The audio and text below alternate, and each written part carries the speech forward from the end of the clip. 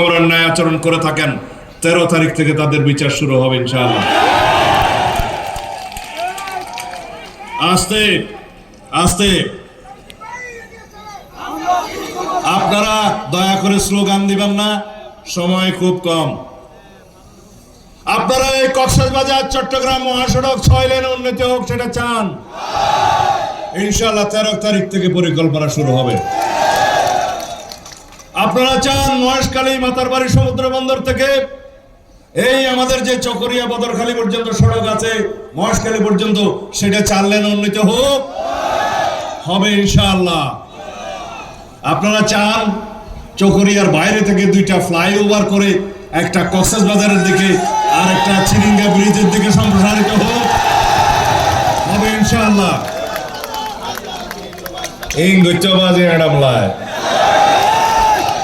মরুথুয়ালায় সরকার লাই ক্ষমতা লাই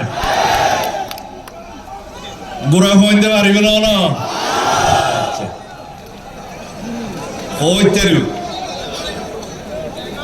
ঈদমনি থেকে পেকুয়া বাঁশখালী পটিয়া আনোয়ারা পর্যন্ত টানেল পর্যন্ত কর্ণফুলী ব্রিজ পর্যন্ত 4 লেন উন্নীত হোক সেটা চান,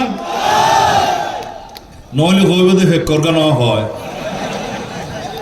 কারণ ওই সড়কটি মাতারবাড়ি সমুদ্র বন্দর থেকে সংক্ষিপ্ততম সময়ে চট্টগ্রাম পৌঁছা যায়, বন্দর টু বন্দর, বন্দর থেকে বন্দর।